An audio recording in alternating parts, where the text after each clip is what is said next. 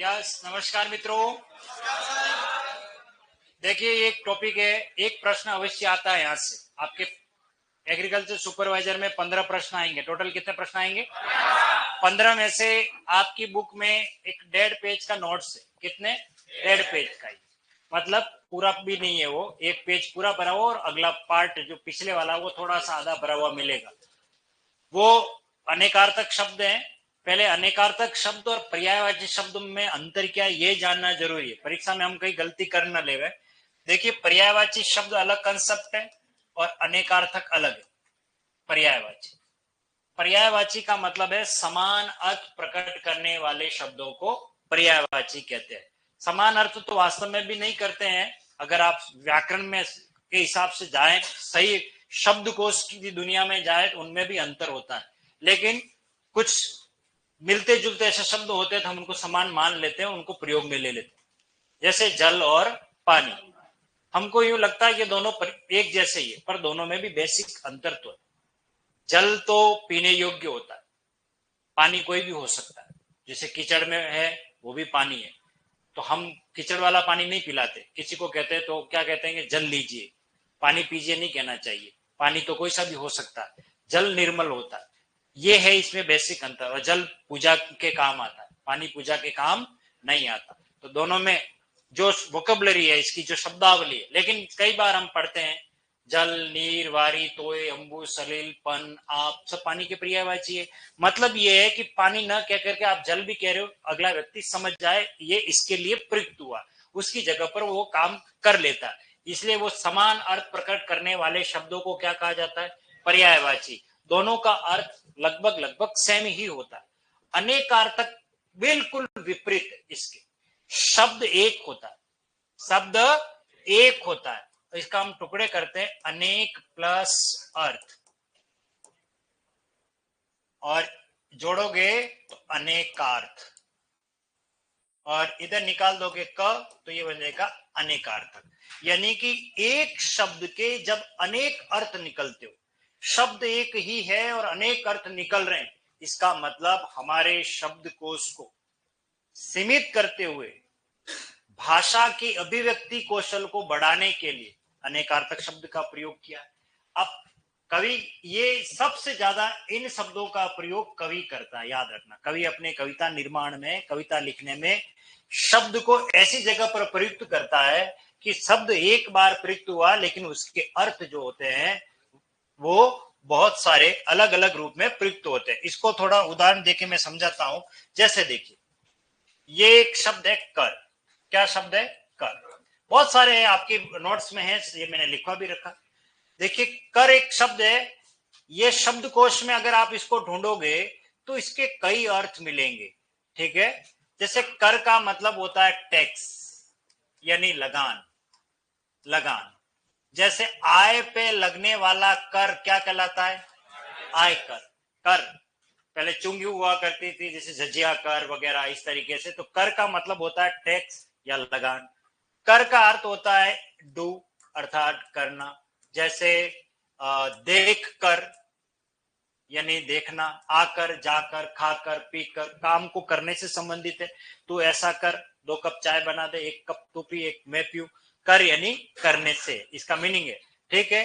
कर का एक अर्थ होता है किरण, किरण का अर्थ होता है रश्मि, ठीक है। आगे हम पढ़ेंगे, रश्मि इसी का ही पर्यायवाची है, किरण। जैसे देखिए, दिन में जो किरणें फैलाता है वो क्या कहलाता है? दिनकर। देखो, कर यहां पर भी आया, कर यहां पर भी आया, कर यहां पर भी आया, लेकिन इन सभी जगह पर अलग अलग अर्थ दे रहा है।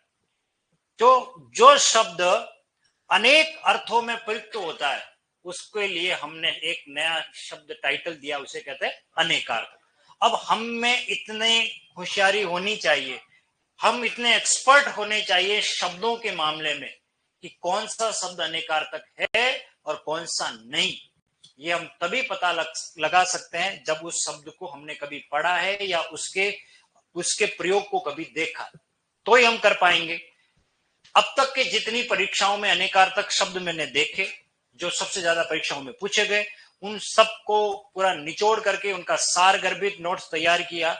आपको एक 1.5 पेज में, उससे बाहर कोई क्वेश्चन नहीं है। आप कोई सी भी परीक्षा के उठा के देख ला, उसमें कम से कम मैंने 50-60 जो दे रखे हैं वो याद कर लेना आप, बस उतने ही पर्याप्त है। मैंने उतने लिखवाए हैं क्योंकि मैंने देखा इससे पेपर सेटर भी इससे बाहर नहीं जाता, क्योंकि वो बहुत प्रचलित है, कवि ने इन पर बहुत बात की। कोई ये जैसे शब्द है कल, ये कल का मतलब क्या होता है ये बताइए आप। आने वाला कल भी होता है और बीता हुआ कल भी होता है। बात समझ में आ गई। एक कल का मीनिंग है, कल पढ़ा के गया, कल मैं आऊंगा, ये कल का मीनिंग है। लेकिन कल का एक और अर्थ होता है, ध्वनि। कल का अर्थ क्या होता है? ध्वनि। अब आप कहोगे सर ये कहां प्रयुक्त होता है, तो देखिए, कल कल करता हुआ बहता हुआ जल, जल जब बहता है ना तो उसकी जो ध्वनि आवाज जो आती है वो कल कल की आती है। तो जल की ध्वनि के लिए जो आवाज है वो क्या है? कल कल। तो कल का मतलब होता है ध्वनि, आवाज। कल का अर्थ पुर्जों से भी है, मशीन से भी है। तो आपने कभी ये शब्द सुना होगा, कल कारखाने। कल कारखाने क्यों कहते हैं कल कारखाने को? क्योंकि वो कल मशीनों को कहा जाता है, पुर्जों को कहा जाता है, और वहां पुर्जों की आवाज होती रहती है, मशीन चलती रहती है, इसलिए वो हमने नाम दे दिया मशीनों का कारखाना, कल कारखाना। उसको हमने क्या नाम दे दिया? कल कारखाना। देखो शब्द कितना छोटा सा, लेकिन हमारे सामने इस रूप में भी आता है। ऐसे कई शब्द है कि हम अनेक रूप में इसका हम प्रयोग करेंगे। ऐसे उदाहरण लेकर के मैं आपको उसमें पढ़ाऊंगा। तो अभी अभी इस पर बात कर रहा था। कर का मतलब क्या होता है? किरण। कर का मतलब करना, कर का मतलब, ठीक है। कर का मतलब हाथ भी होता है। कर का मतलब क्या होता है? हाथ। अब ये श्लोक में भी आता है, कराग्रवस्ति लक्ष्मी, कर मूले सरस्वती, कर मध्य तू गोविंद, प्रभाते कर दर्शनम। तो कर का मतलब होता है हाथ, ठीक है ना। तो ये आप कहां सुनोगे, कहां हम प्रयोग में लेते हैं? जैसे ही नेताजी मंच पर आए और सभी दर्शक करतल ध्वनि के साथ उनका स्वागत करने लगे। करतल, ये कर तालियों के साथ, कर तल का मतलब क्या होता है? तालियों के साथ। तो कर का मीनिंग हाथ हो गया। हाथ ये तल है, इनको आप पीट रहे हो, इनको दोनों को जोड़ रहे हो इस तरीके से, तो ये ध्वनि है, करतल ध्वनि हाथ से। तो कर का मीनिंग क्या हो गया? हाथ। कर का मीनिंग एक और होता है सूंड। हाथी की जो सूंड होती है ना, उसको भी कर कहा जाता है, करीवर कर के लिए प्रयुक्त हो जाता है। अब आप सोचिए, इस कर के इतने सारे अर्थ है। अब मुझे बताइए कब कौन सा अर्थ ग्रहण करना है, ये हमें कौन बताएगा? वाक्य बताएगा। ये हमें ये होशियारी होनी चाहिए कि जो वाक्य बोल रहा है, कह रहा है, लिख रहा है, वो उसका अर्थ इस रूप में प्रेजेंट करना चाह रहा है। हम दिमाग लगाएंगे। मुझे याद आता है, रहीमन पानी राखिए, बिन पानी सब सून, पानी गए न उबरे, मोती मानस चून। यहां पानी के 3 अर्थ। पानी के कितने अर्थ हैं? रहीमदास जी ने कहा, रहीमदास जी को ये बात पता थी कि पानी के 3 अर्थ होते हैं।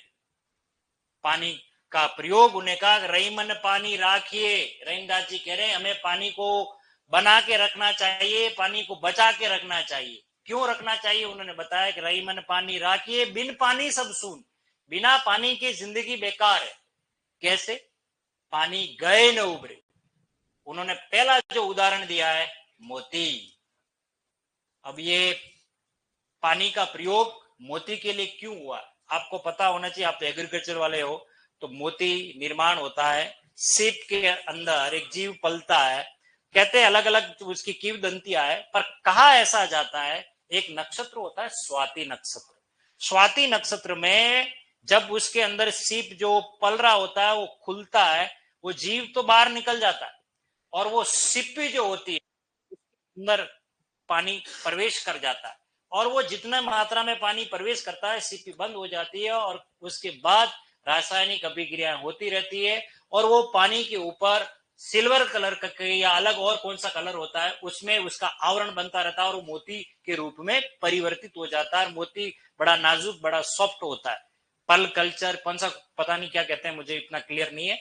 लेकिन कहा यह गया है, मतलब शास्त्रों में यह बात बताई गई है कि पानी, मोती के लिए पानी का अर्थ है चमक से।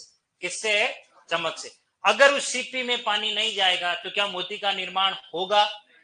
इसलिए उस सीपी को जन्म देने के लिए पानी चाहिए। और वहीं अगर कहीं खाली जगह पर वो सीपी अपना जन्म दे देती है, अपने जीव को निकाल दे, बच्चा या जो भी है उसके अंदर पल रहा है, वो सीपी खाली ही रह जाती है। उस सीपी का कोई महत्व नहीं रहता, क्योंकि वो उसमें वो मोती को मतलब पनपने ही नहीं देता, इसलिए उस मोती को पनप के लिए पानी की आवश्यकता है। बिल्कुल, तो पानी से अभिप्राय यहाँ पर उसकी चमक से, ठीक है। रही मन पानी राखे, बिन पानी सब सून, पानी न गए, पानी गए न उबरे, मोती मानस। मानस का मतलब है मनुष्य, मानस का मतलब है मनुष्य। मनुष्य के का मतलब क्या है यहाँ पानी से? पानी का मतलब है इज्जत। एक बार अगर मनुष्य की इज्जत चली जाती है जिंदगी में, दोबारा वापस कभी नहीं आती। वो दाग उसके ऊपर लग जाता है, रही मन दागा प्रेम का, मत तोड़ो चटिकाए, टूटे से भी ना जुड़े, जुड़े गांठ पड़ जाए। एक बार अगर गांठ मन में पड़ जाती है, भले कितनी प्रीति प्रेम भले भूतकाल में रहा होगा, लेकिन मन में कहीं न कहीं एक दंश, एक डर अवश्य रहता है कि यार इसने पहले मेरे साथ छल कपट किया हुआ, ये ऐसा है, इस तरीके का है। हम उसके कैरेक्टर को एक अलग ही तरीके से देखते हैं। उसके अंदर सीता मैया को भी क्या लेनी पड़ी? अग्नि परीक्षा। दाग तो उनपे भी लग गया, लोगों ने टिप्पणी कर ली। तो आप सोचिए, चंद्रमा में भी दाग, लोग वो कहते हैं कि उनकी 16 कलाओं में चंद्रमा को भी दाग लग जाता है, तो कोई बेदाग नहीं रह पाता। आप देखना, कभी कोई व्हाइट पर्दा, उसके ऊपर एक काला स्पॉट लगा लो, एक ब्लैक बिंदु लगा लो, और फिर कहो इसमें क्या है, सबकी नजर उस ब्लैक बिंदु पे ही जाएगी, उस व्हाइट पर्दे पर नहीं जाएगी। अब आप सोचिए, व्हाइट पर्दा 70 mm का है, वो बिंदु एक छोटा सा है, लेकिन देखिए उस व्हाइट पर्दे की खूबसूरती को एक क्षण नहीं लग रहा है धूमिल करने में। वो है इतना सा दाग, लेकिन नजर हमेशा किस पर जाती है? लोगों की गलती पर, कमियों पर जाती है, इसमें ये कमी है। तो मनुष्य को अपनी इज्जत बरकरार रखनी चाहिए, नहीं तो वो गई तो खत्म। पानी इसका मतलब मनुष्य के लिए इज्जत। फिर अगला शब्द आता है चून। चून का मतलब है आटे से, आटा होता है, आप सभी जानते हो। यहां पानी का अर्थ पानी है, जल है। अब आप देखिए, आपके पास आटा है, कितना पाव पर आटा है, आधा किलो आटा है, और उसमें आप रोटी बनाने के लिए पानी डाल रहे हो, आटा गूंद रहे हो, तो आप सोचिए, आपको आवश्यकता है उतना पानी तो चाहिए ही चाहिए, नंबर एक, रोटी बनाने के लिए। अगर आपके पास पानी नहीं है, तो क्या उस आटे से रोटी बना के खा पाओगे आप? नहीं। और अगर आटा कम है और आवश्यकता से अधिक भी उसमें पानी चला गया, तो रोटी नहीं बनेगी, मालपुए बनाने पड़ेंगे, फिर वो पूरा घोल बन जाएगा।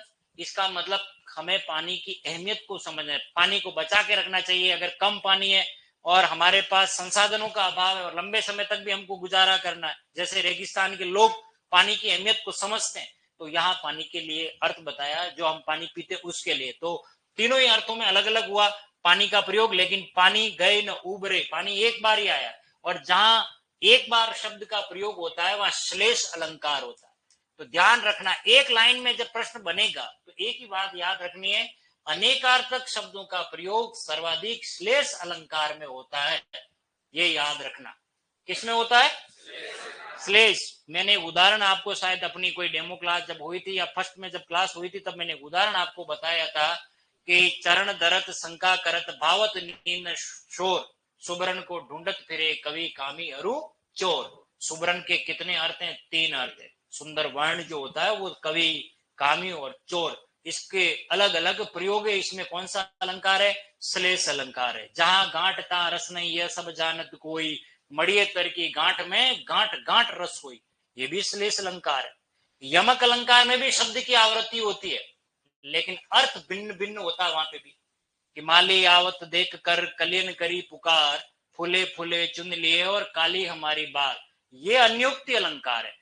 अपनी एक बात को कहने के लिए दूसरी बात को बताना, अन्य अर्थ में देना, यहां तो है अन्योक्ति अलंकार। लेकिन अगर मैं ये कहूं कि माला फेर तो जुग गया, गया न मन का फेर, कर का मन का डारी दे, मन का फेर, इतनी बार मन का आया, लेकिन सबका अर्थ अलग है, सबका अर्थ अलग है। सजना है मुझे सजना के लिए, तो यहां सजना है यानी सवरना है, और किसके लिए? सजना के लिए। अब यहां सेकंड टाइम में भी सजना आया, लेकिन सजना का अर्थ प्रियतम से। काली घटा का घमंड घटा, घटा और घटा दोनों का अर्थ अलग है, शब्द तो वही है। तो याद रखना, इन दोनों का प्रयोग होता है और शब्द के अलग अलग अर्थ रूप में हम प्रकट करने के लिए इसका प्रयोग करते हैं। एक ही शब्द होता है, लेकिन अनेक शब्दों के रूप में हम प्रयोग करते हैं, इसलिए हमने इसको क्या नाम दिया? अनेकार्थक। क्या नाम दिया? अनेकार्थक। ठीक है, चलिए अपनी कॉपी किताब में आ जाइए और इसको थोड़ा जूम कर लेते हैं। ठीक है, और हाथ में पेंसिल या रेड पेन जरूर रखना, ताकि मैं कुछ बातें होगी जो आपको यहाँ क्लियर करने वाला हूं। हाँ,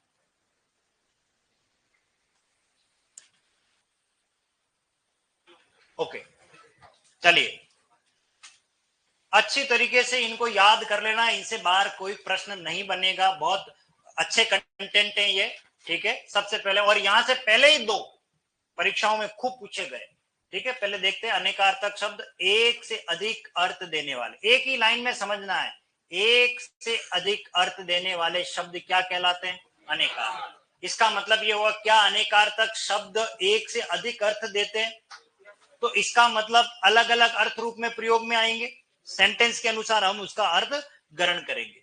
अलग अलग प्रसंग, देखो ये इतनी सी लाइन है, लेकिन अनेकार्थक में तथ्यात्मक प्रश्न पूछ सकते हैं। क्या अनेकार्थक शब्द अलग अलग प्रसंगों में प्रयुक्त हो सकते हैं? हो सकते हैं। ठीक है, प्रयोग में उनके लिखना, उनके अलग अलग अर्थ निकलते हैं। हिंदी में इस प्रकार के अनेकार्थक शब्द हैं। हिंदी में इनके, आपकी किताब में सही लिख रखा होगा, नहीं है तो आप उसको सही कर लेना, क्योंकि किसी के पास पुरानी एडिशन होगी। ठीक है, चलिए अब पहले नंबर पे क्या आ रहा है? अक्षर। देखो, अक्षर का मतलब जिसका क्षरण नहीं होता हो। क्या नहीं होता हो? क्षरण। तो सर ये पीडीएफ है, तो अब इसको और ज्यादा जूम कर, इनके पास तो सर है पीडीएफ, ऑनलाइन वालों के पास पीडीएफ तो इन्होंने डाल रखी है, शायद विनय सर ने मुझे ऐसा बताया है ना। तो आप एक बार ऑनलाइन वाले मुझे ये बताइए, क्या अनेकार्थ की आपके पास पीडीएफ है या नहीं? हम कहां से लिखें? अपलोड, अच्छा अपलोड नहीं हुई है, मुझे तो ऐसा बता दिया गया था कि अपलोड कर ली गई है। हाँ, मैं आप मान सकता हूँ, बिल्कुल साफ नहीं दिख रहा है, ये तो मुझे भी क्लियर लग रहा है कि साफ नहीं दिख रहा है, बिल्कुल। हाँ, किसी के पास है ऐसा? चेक करो जिसके पास मोबाइल में चल रहा हो, सही नहीं हुई है। हाँ प्रतीक सर, अब ये एक बार थोड़ा सा इसको, किसमें?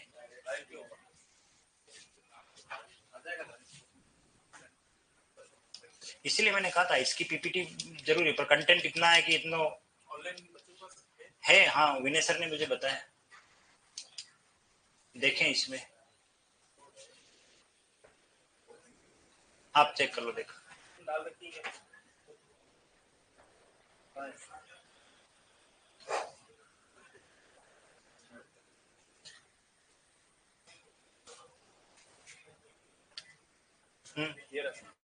हाँ यही तो थी, आपने ये तो इसको सेंड करवानी थी, पर इसको पैनल पे लाऊं ना। अब मैं जिस यहीं से बड़ा, तो यहाँ से ले लो, ये लिखने का है ना, यहाँ से आप कुछ भी लिख सकते हैं। इसके नहीं, इसकी वो बढ़ाऊं, मिटाना हो तो ये सब है, मिटाना हो तो एक मिनट रुको, तो फिर ये वाली सेव भी हो जाती है। यहाँ पे करेंगे नहीं, इसको ऊपर नीचे का कहाँ वापस, इसको स्क्रॉल कैसे करेंगे? ये नहीं, ये नहीं है, इसके लिए माउस दबाओगे फिर ऊपर नीचे कर, ओके चलो ठीक है। ठीक है, फिर आप इस पेन का दबा दो तो पेन चालू हो जाएगा, माउस का दबा, ठीक है। ये भी देख लेते हैं अब। हाँ, ये मुझे भी ठीक लग रहा है इसमें। हाँ, नहीं इनके पास तो वैसे बुक है, डायरेक्ट वो बुक में देख लेंगे जब कोई, नहीं वही दिक्कत है इसमें। हाँ वापस, नहीं नहीं, अब तो पूरा फुली, बस इतना। अब ये पेन ले लो सर। हाँ, नहीं इसको थोड़ा सा ऊपर ले लेते हैं, यहाँ पढ़ा रहे थे अपन, बस है ना। हाँ, क्या आपको भी अच्छा दिख रहा होगा? ऑनलाइन वालों से पूछ चले, ये भी दिख रहा है कि नहीं दिख रहा है इनको पहले।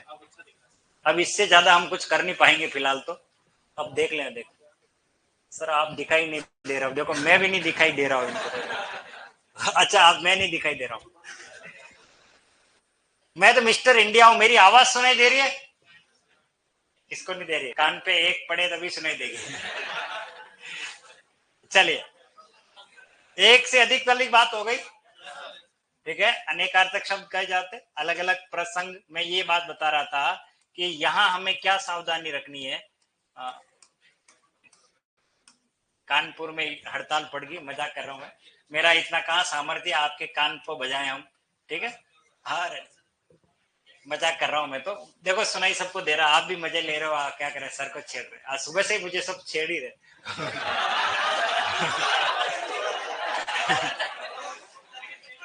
और क्या, घर से निकले तो कुत्ता छेड़ रहा था। हाँ, वो कहता है बेगानों की शादी में अब्दुल्ला दीवाना, तो जैसे कोई व्यक्ति होता है घर से जाता है तो हमारी गली के कुत्ते हमको छेड़ने ले, बिना वजह से भौंक रहे, पता नहीं कौन आया। तो अब आप सोच लीजिए तो हमारी क्या स्थिति हो गई है ना। कोई तो अब आप तो अपने हो, ठीक है। तो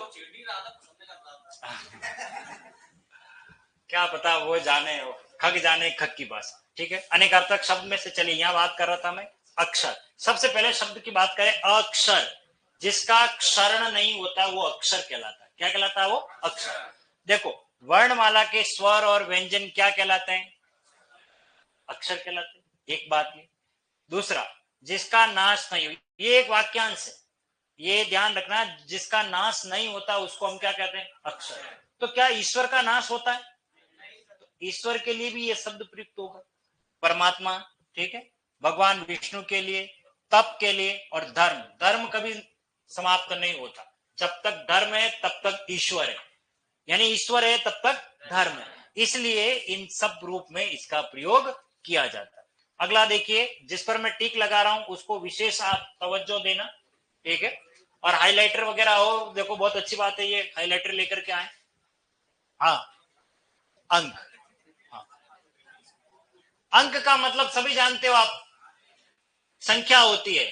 लेकिन मैं आपको बताऊं, ये अंक वाला जो पार्ट है, ये कई बार परीक्षा में आया। मैं लगभग 20-22 साल से पढ़ा रहा हूं, लेकिन मैंने सबसे ज्यादा अनेकार्थक में अगर किसी परीक्षा में किसी शब्द को सर्वाधिक देखा, वो इसको देखा, और एक कर शब्द को देखा आया था। और अपने नोट्स में देखो दूसरे नंबर पे। और ये किताब तो शायद 2022-23 पहले ही लिख दी है ना, 22 में लिखी, 24 में आया, तो किताब तो पहले लिख दी थी। और मैंने जब ये एग्जाम हुआ था तब मैंने बताया भी था, ये आपके तो एग्रीकल्चर यूनिवर्सिटी बहुत सारी है ना, बीकानेर में भी है, महाराणा, इनमें भी भर्ती होती है तो एग्जाम करवाती है। तो 2-3 एग्जाम पिछले इनके हुए थे, तो उनके पेपर भी मैंने देखे, देखो कहाँ पर किस जगह पर है, पेज नंबर वाइज। मैंने यूट्यूब पर एक विश्लेषण भी डाला था, मुझे याद नहीं आता कब डाला, लेकिन मैंने रॉयल की बुक से प्रमाण देकर के बताया कि देखिए ये प्रश्न इस जगह पर यहां से हूबहू इसी लैंग्वेज में, ऐसी की ऐसी लैंग्वेज में वो प्रश्न पूछा गया, क्योंकि उनको ये पता है कि यहां से जो तैयारी करवा रही जा रही है, उन्होंने इस पुस्तक को मानक मानते हुए, अच्छा मानते हुए, उन्होंने मतलब वहां से प्रश्न बहुत पुटअप किए। तो मतलब इस किताब को तो आप पढ़ ही लेना, जो कंटेंट है वो याद कर लेना। मेरे हिसाब से तो मैं इसे सफिशिएंट मानता हूं। अगर कोई और चाहता है कि नहीं सर ये तो मैंने सारे पढ़ लिए, मुझे और दीजिए, तो ज्यादा उसमें उलझने की आवश्यकता नहीं है। उसका कारण बता रहा हूं। उसका कारण ये कि देखिए, ये अब तक का अनुभव झोंका हुआ है, और इसकी कोई श्योरिटी भी नहीं होती है कि जो मैं बता रहा हूं वो ही 100% आ ही जाए। लेकिन इतना तो हम कह ही सकते हैं कि जब अपने घर बाराती आते हैं तो हम एक अंदाजा लगाते हैं, अनुमान लगाते हैं कि इतने बाराती तो आएंगे ही आएंगे, 2 बस भर के आएंगे। पूछते हैं भाई कितने का आ सकते हैं, इतने इतने आ सकते हैं, तो हम खाने की व्यवस्था कितनी करते हैं, उतनी करते हैं। तो ये अपन अनुमान लेके चलते हैं। तो ये भी मैंने अनुमान लेके ही कंटेंट डाला है। कहा कि पेपर सेटर कम से कम इतना तो ज्ञान वाला है कि वो इतने ही शब्द में से कोई शब्द तो वो देगा ही देगा। और आप उठा के देखो तो ये दूसरा ही आपको मिल जाएगा 2024 में। तो हो सकता है अब जो परीक्षा होने वाली है आपकी, वो इनमें से कोई शब्द ही हो, इन्हीं में से होंगे, ये तो तय, ठीक है। और फिर देखेंगे, उस पर बात करेंगे। तो बात कर रहे थे अंक, यानी गिनती की संख्या नंबर 1, ठीक है। 1 2 3 4 5 ये सभी अंक है हमारे, ठीक है। ये देखिए, अंक का मतलब होता है गोल। अब मैं आपको लेके चलता हूं, ये शब्द मैंने कहां पढ़ाया। जब आपको मैंने शब्द पढ़ाया था शशांक, कुछ याद आ रहा है? शशांक पढ़ाया था, शश प्लस अंक, याद आया? जिसकी गोद में चंद्रमा खेलता है, बसता है, शशांक, मृगांक शब्द पढ़ाए थे। और मैंने कहा था अंक का मीनिंग क्या होता है? गोद, ये ध्यान रखना। अब यहाँ अंक का मतलब संख्या नहीं है, अंक का मतलब चिन्ह। ये देखो ये लिखने का तरीका, भाग्य और नाटक का भाग। नाटक का भाग का मतलब नाटक के अंक होते हैं, पहला अंक, दूसरा अंक, तीसरा अंक, तो नाटक के भाग को भी अंक कहा जाता है। ठीक है, तो अंक का मतलब गिनती की संख्या, गोद चिन्ह, भाग्य, नाटक का एक भाग, इस तरीके से इसका प्रयोग करते हैं। अंकुश, ये भी अच्छा शब्द है। अंकुश का अर्थ होता है नियंत्रण। अंकुश का अर्थ क्या होता है? नियंत्रण। हाथी को हाँकने का तीखा भाला, ये इंपॉर्टेंट लगा लेना, क्योंकि ये एक वाक्यांश में पूछेंगे। ध्यान रखना, हाथी को कंट्रोल में करने के लिए जो हाथ में, महावत के हाथ में जो डंडा होता है, उसे अंकुश कहा जाता है। उसे क्या कहा जाता है? अंकुश कहा जाता है। अंकुश यानी दबाव भी होता है। ये आजकल मेरे अंकुश में नहीं है, मेरे चुंगल में नहीं है अंकुश। ठीक है, ये बहुत कॉमन ही है। अंबर, अंबर का मतलब आकाश, ये सभी जानते हैं। लेकिन अंबर का मतलब होता है वस्त्र। कैसे होता है देखिए, ये है पीतांबर। तो पीतांबर का मतलब होता है पीत प्लस अंबर, अर्थात पीला है जो अंबर, वस्त्र, जो पीला वस्त्र है। तो अब आप देखिए, हमें अंबर का अर्थ अब यहाँ क्या ग्रहण करना है? वस्त्र, क्योंकि पीला आकाश ग्रहण नहीं करना, अब हमें अंबर का मतलब वस्त्र होता है। अगला देखिए अक्ष। देखिए ये समझने के लिए कह रहा हूं, ये आंख होता पर आंख नहीं होता। अक्ष का मीनिंग वास्तव में तो दूरी होता है। हमारी पृथ्वी इतने डिग्री अक्ष पर झुकी हुई, लेकिन कई बार इस अक्ष को आंख के रूप में स्वीकार कर लिया जाता है। वो कैसे? जैसे देखिए, प्रत्यक्ष, प्रतिधन अक्ष। वास्तव में ये अक्ष नहीं है, मैंने संधि पढ़ाई, ये क्या है? अक्षीय। ठीक है, जो आंखों के सामने है, देखो आंख हमने यहां से ग्रहण कर रहे हैं, आंखों के सामने है, वो प्रत्यक्ष है। लेकिन ये तीन प्रकार के शब्द है। ये अगले टॉपिक में मैं आपको पढ़ाऊंगा। आपकी अगर आपको नोट्स आपके हैं तो आप घर जाके भी देख सकते हो। एक होता है अक्षी, ये आपकी किताब में है अक्षी, और ये है अक्ष, मैंने दे रखे हैं आपके शब्द युग्म वाले टॉपिक में, मैं पढ़ाऊंगा आपको। ठीक है, ये तीन शब्द है। इसका वास्तविक अर्थ होता है धुरी, जो पृथ्वी हमारी इतनी डिग्री अक्ष पर झुकी हुई है उसके लिए प्रयुक्त कर रहे हैं। इस अक्षी का मीनिंग होता है आंख, यह है वास्तविक अर्थ। वो ये रहा, ये रहा अक्षी। अब हम जब संधि करते हैं तो क्या करते हैं? प्रति प्लस अक्षी ना करके प्रतिधन अक्ष करते हैं, इसमें ई स्वर का लोप कर लेते हैं।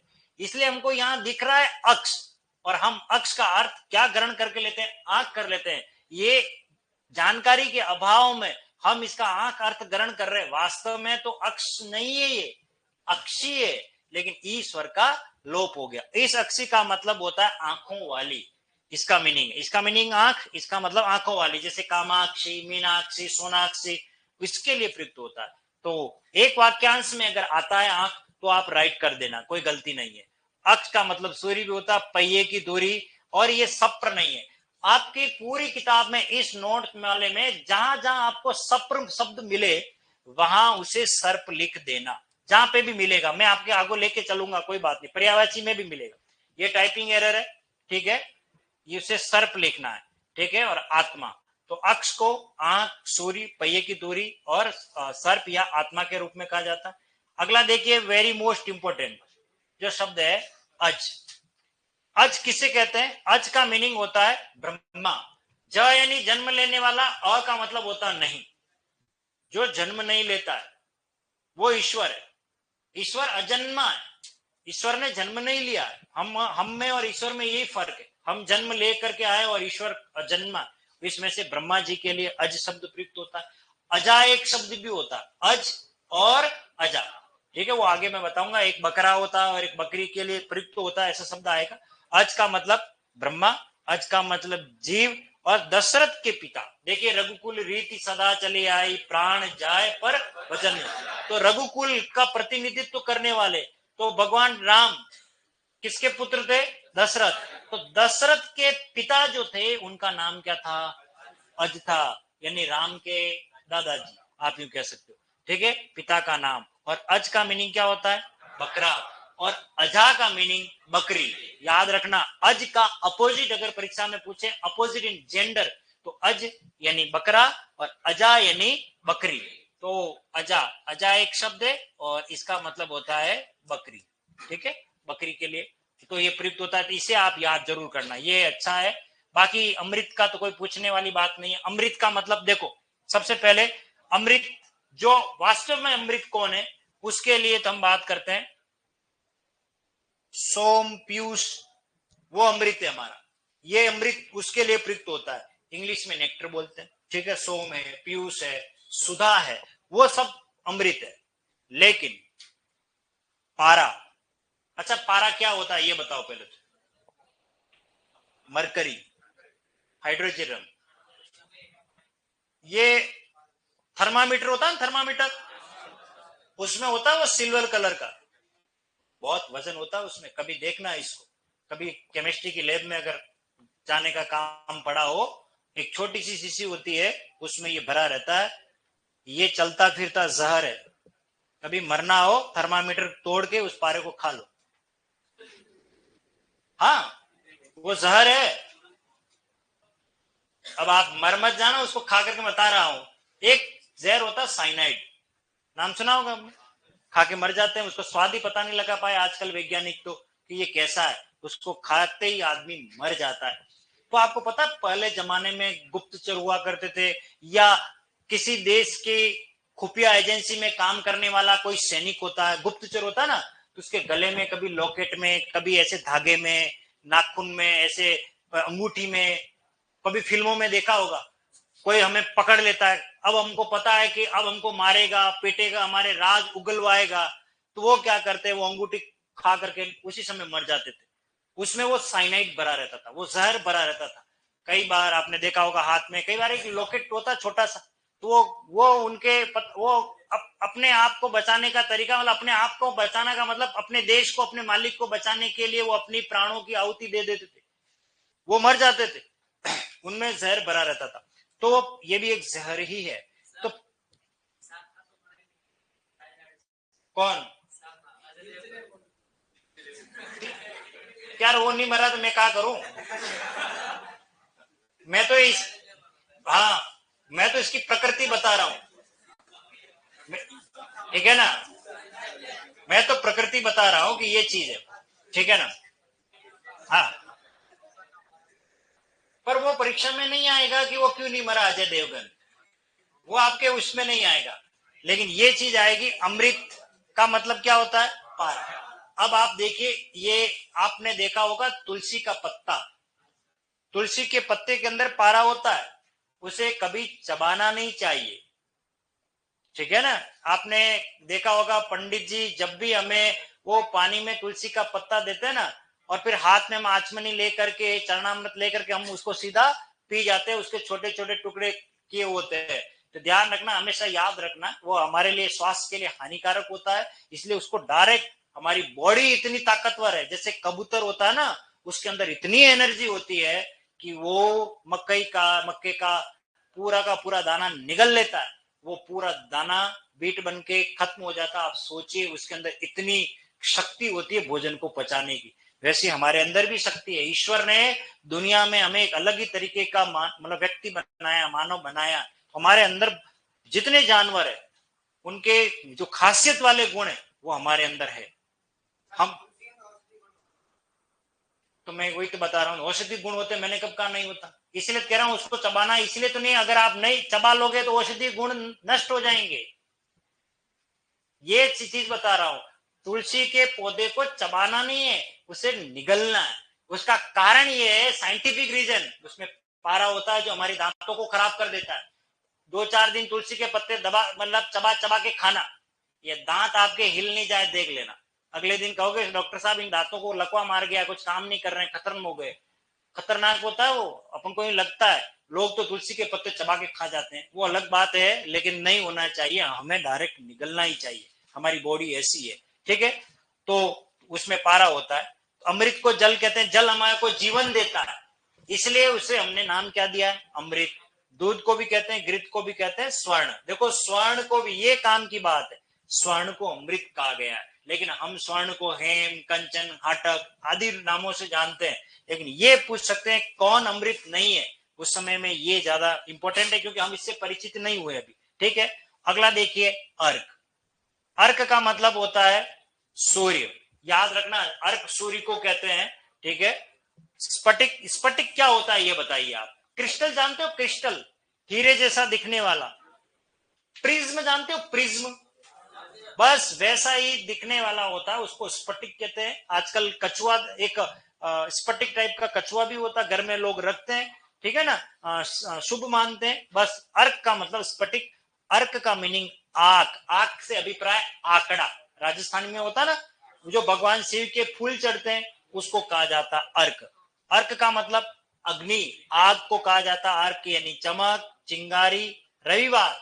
क्यों कहते हैं, क्योंकि अर्क का मतलब होता है सूर्य और वार किसका है, रवि का, इसलिए उस अर्क वार भी कहा जाता है, उसे रविवार भी कहा जाता है। इंद्र और विष्णु के लिए, देखो ये इंपॉर्टेंट है, इंद्र और विष्णु के लिए अर्क का प्रयोग करते हैं। जनरली हम सभी जानते हैं अर्क का मतलब सूर्य होता है, लेकिन इसके अलावा इंद्र और विष्णु के लिए भी इसका प्रयोग किया जाता है, विष्णु पुराण में इसका जिक्र भी मिलता है।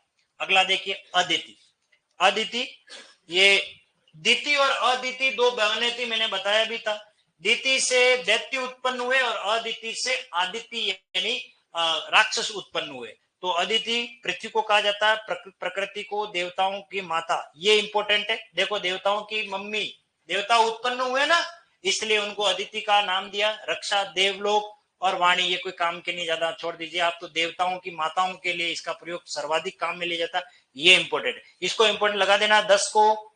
ये इंदु, इंदु यानी चंद्रमा, ये तो सभी जानते हैं, लेकिन कपूर के लिए आरपीएससी में पूछा गया है, जो राउंड में लिख रहा हूं वो इंपॉर्टेंट है। इंदु यानी होता है कपूर, लेकिन अगर इंदुर शब्द आ जाए तब तो फिर वो चूहा, आगे मिलेंगे शब्द युग्म में है आपके, मत लिखना।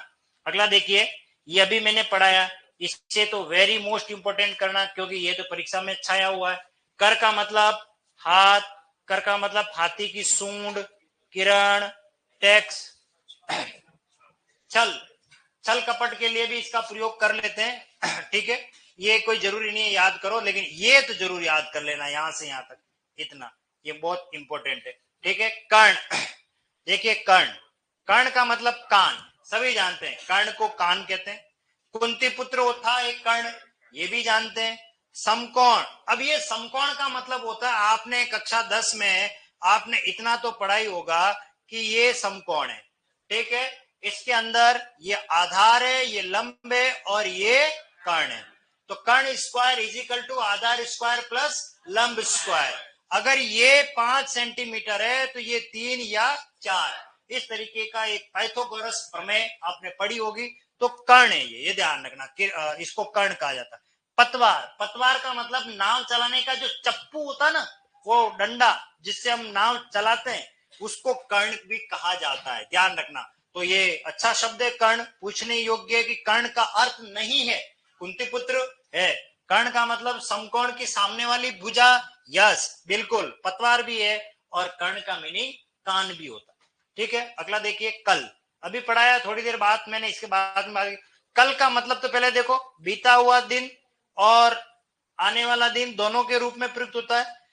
अगला देखिए पुर्जा, ये मैंने आपको बताया, कल का मतलब ध्वनि, कल का मतलब चैन, ये काम की बात है। इसको एक मिनट भी कल नहीं है, चैन नहीं है, सुकून नहीं है, शांति नहीं है, बस चलता ही रहता है, इधर उधर घूमता ही रहता है, उसके लिए चैन या शांति के लिए प्रयुक्त होता है। और कल का मतलब सुंदर, अब इसका प्रयोग हमने आज दिन तक नहीं किया, लेकिन कल का मीनिंग सुंदर भी होता है, ये ध्यान रखना। अगला देखते हैं इसमें।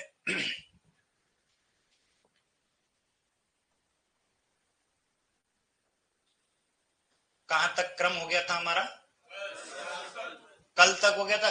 चलिए अब नेक्स्ट ले लेते हैं। हाँ 13 नंबर पे ये रहा कल, ये हो गया कर्म। कर्म का मतलब भाग्य, काम, कारक का एक प्रकार। देखिए कर्ता, कर्म, करण, तो एक कारक का प्रकार भी होता है। कर्म का मतलब काम से भी है, कर्म करते जाओ फल की इच्छा मत करो, कर्म में जो लिखा वो मिल जाएगा, यानी भाग्य। ठीक है, सब जानते हैं। अगला इंपॉर्टेंट है कुंभ। कुंभ का मतलब घड़ा, कुंभ यानी घड़ा। अभी महाकुंभ हुआ, अमृत मंथन हुआ, ठीक है, 4 बूंदे कहीं छलक गई, एक उज्जैन में, एक नासिक में, हरिद्वार में और एक प्रयागराज में। और वहां पर हर 12 वर्ष में कुंभ होता है, 4 वर्ष में भी कुंभ होता है, महाकुंभ होता है, अर्ध कुंभ होता है, अपनी अपनी मान्यता के अनुसार। 6 साल में भी होता है तो अर्ध कुंभ होता है, कोई 12 कितनी बार बारंबार 144 साल बाद होता है तो वो महाकुंभ होगा। तो ऐसा नहीं है कि अभी हो गया अगले 12 साल बाद वहां पर होगा, वो उनकी गणित है, वहां कुंभ कब हुआ था उसमें वो जुड़ता जाता है। तो कुंभ का मीनिंग घड़े से। कुंभ का मतलब हाथी का मस्तक, ध्यान रखना, हाथी का मस्तक, जहां तिलक लगाया जाता है, आपने देखा होगा वो वाला भाग, उसको हाथी के मस्तक को कुंभ कहा जाता है, ठीक है ना। और राशि विशेष, राशि विशेष का मतलब है हमारी 12 राशियां, कितनी राशियां हैं, उसमें से एक राशि है कुंभ। मेष, वृष, मिथुन, कर्क, सिंह, कन्या, तुला, वृश्चिक, धन, मकर, कुंभ, मीन। 11वें नंबर की जो राशि है वो कुंभ राशि। अगला देखिए, very most important, Ketu. Ketu का मतलब होता है ध्वजा, जैसे मीन केतु, ये एक शब्द है, मीन केतु। और मीन का मतलब क्या होता है, मछली। केतु का मतलब क्या होता है, ध्वजा। जिसकी पताका में, जिसकी ध्वजा में मछली का फोटो हो, मछली की छवि बना रखी हो, मीन केतु कहा जाता है। और कामदेव के रथ में जो झंडा लगता था, उस झंडे में मीन का चित्र हुआ करता था, मछली का चित्र हुआ था, इसलिए मीन केतु कामदेव के लिए प्रयुक्त भी होता है। तो केतु का मतलब ध्वजा होता है। फिर है ग्रह विशेष। ग्रह विशेष का मतलब राहु, केतु, ये हमारे ग्रह माने जाते हैं ज्योतिष शास्त्र के अनुसार, ठीक है। केतु का मतलब ज्ञान भी होता है और चमक के रूप में इसका प्रयोग किया जाता है। क्षमा, देखो क्षमा पृथ्वी को क्यों कहते हैं, क्यों कहते हैं, क्योंकि पृथ्वी के ऊपर जितने भी अपराध होते हैं पृथ्वी हमेशा सहन करती है। आप देखिए दुनिया भर की गंदगी पृथ्वी पर फेंक देते हो, आप पृथ्वी को खोद रहे हो, पृथ्वी पर न जाने क्या उल जलुल काम हो रहे हैं, लेकिन धरती माता है और माता हर हाल में अपने पुत्र के द्वारा दी गई यातनाएं सहन कर लेती है। कभी देखना छोटा बच्चा मजाक मजाक में मम्मी को थप्पड़ भी मार देगा तो मम्मी बच्चा है ऐसा करके उसको माफ कर देती है। हमारी पृथ्वी क्षमा करती है हमें, इसलिए पृथ्वी के लिए पर्यायवाची में भी मिलेगा, आप राइट कर लेना इसे, क्षमा करना। रात्रि, क्षमा रात्रि के लिए प्रयुक्त होता है, ठीक है। दुर्गा को भी कहते हैं, या मतलब या देवी सर्वभूतेषु शक्ति रूपेण संस्थिता नमस्तस्यै नमस्तस्यै नमो नमः। और विश्व की समस्त नारी शक्ति का कल दिन है, 8 मार्च है, तो दुर्गा, जगदम्बा, काली है ना, वो सब कल आएगी हमारे यहाँ, ठीक है। सहिष्णुता और दया, इस रूप में क्षमा का प्रयोग कहते हैं। खग, खग का मतलब पक्षी, वायु, सूर्य, देवता, बाण, ग्रह, चंद्रमा, इन सबको खग कहा गया। देखो ख का मतलब होता है आकाश, ग का मतलब गमन, जो भी आकाश में गमन करेगा वो सभी खग। तो देखो बहुत सी चीजें, यहाँ सूर्य भगवान आकाश में, देवता आकाश में, तीर आकाश में छोड़ दिया, इसको समझने का तरीका बता रहा हूं।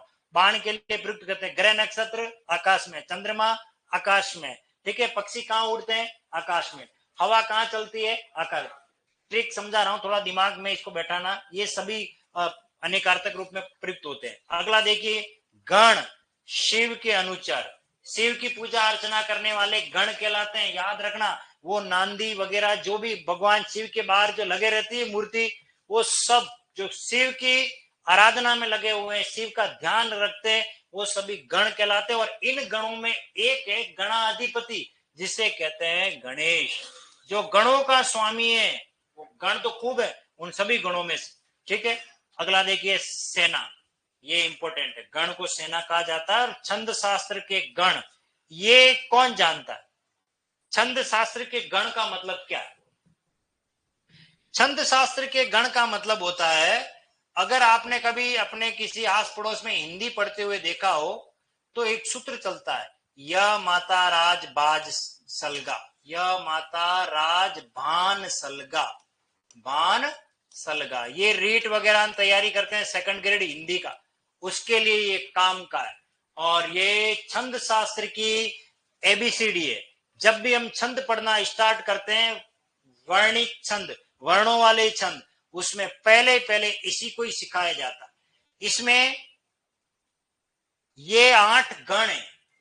य का मतलब यगण, म का मतलब मगण, त का मतलब तगण, र का मतलब रगण, ज का मतलब जगण, भ का मतलब बगण, नगण, ठीक है, और सगण।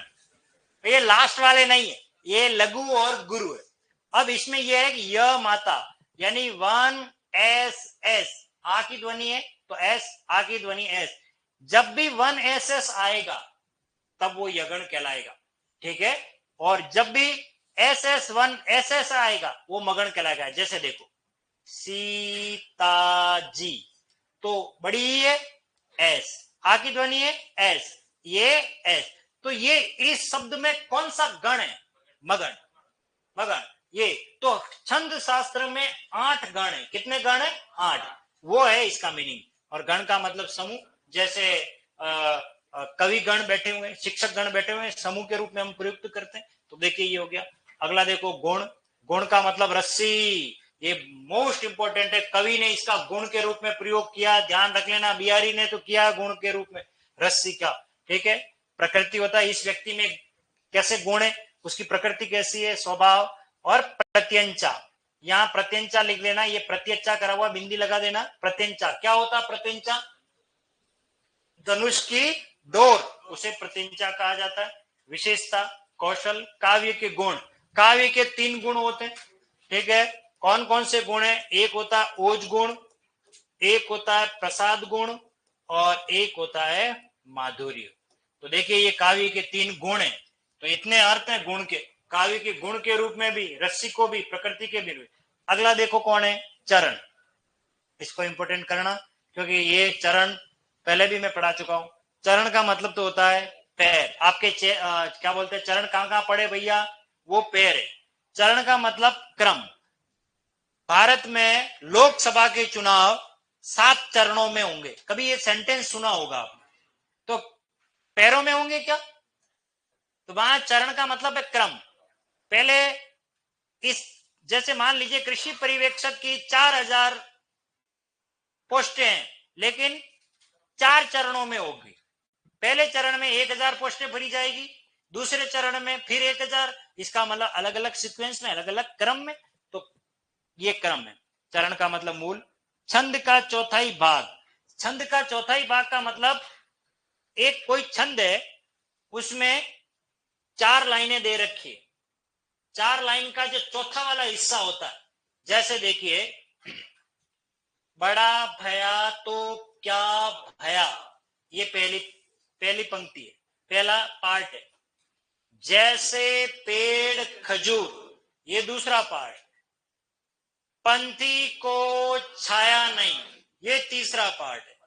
फल लागे अति दूर, जहां कोमा लगता है और कोमा लगने से पहले और कोमा खत्म होता है, वहां तक का जो पार्ट है उसे छंद शास्त्र में क्या कहा गया है?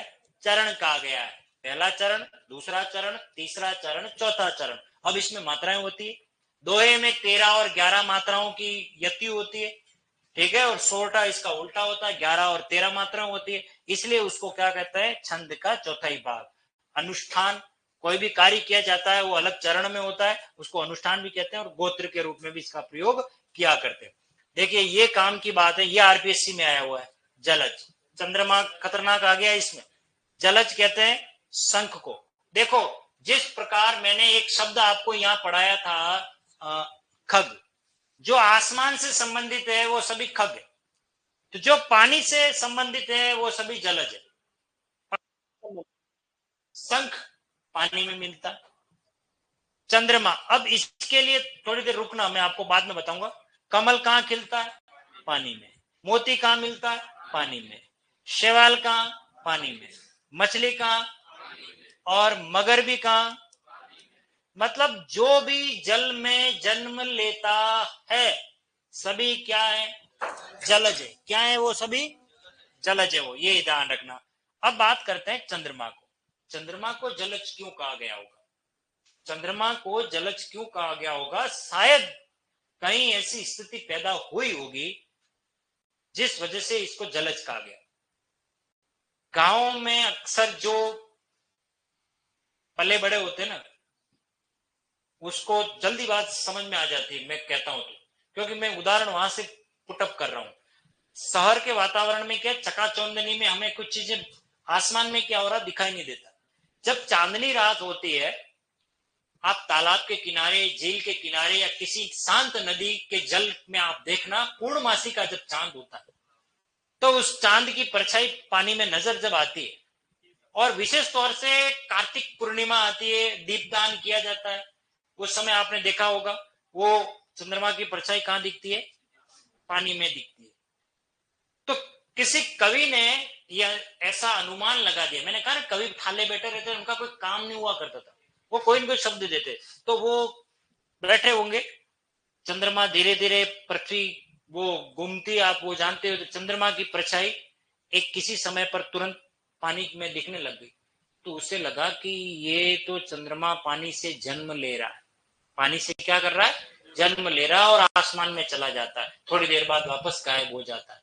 तो जल में जन्म लेने की वजह से उसको उसका नाम दे दिया। और ये इसलिए कहा गया, आपको शायद पता हो तो, राहु ने चंद्रमा को पानी में दबा दिया था। भगवान शनि महाराज जो आप जानते हो, फिर उनको छुड़वाया गया, इसलिए उनको अलग किया गया। तो सूर्य और चंद्र ये दो अलग अलग ग्रह माने जाते हैं ज्योतिष शास्त्र के अनुसार, और फिर इनका अलग अलग फल होता है।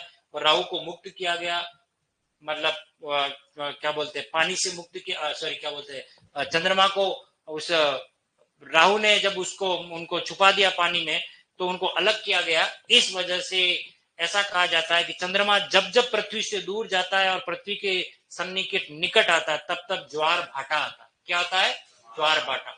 तो ये पृथ्वी और चंद्रमा का कंसेप्ट है, पानी से, इसलिए उसको चंद्रमा। ये आरपीएससी में प्रश्न पूछा गया, बहुत सारे बच्चों ने इसको छोड़ दिया, लेकिन ये मेरे नोट्स में है, और ये आप देखना किताब में कई बार परीक्षा में पूछा गया। आप इसको अच्छी तरीके से पढ़ लेना, परीक्षा जब हो जाए तो शायद मेरा ये वीडियो देखना कि सर ने बताया तो था पर हमने सुना नहीं। तो चंद्रमा के लिए जलज के अलग भी प्रयोग हो जाता है। जीवन छोड़ दीजिए, कोई काम का नहीं है, इसको नहीं पढ़े। ज्येष्ठ बड़ा महीना होता है, ज्येष्ठ विशेष पति, बड़ा का भाई, छोड़ दीजिए, ये भी काम का नहीं है। ये काम का 25वां टीका, इसको पढ़ लेते हैं। टीका का मतलब होता है तिलक। एक तो तिलक लगाना मैंने पहले अर्थ बताया था, ठीक है। मस्तक का आभूषण टीका पहना जाता है, उसको भी कहते हैं। टिप्पणी, किसी की कहता है टीका टिप्पणी मत कर, उसको भी कहते हैं।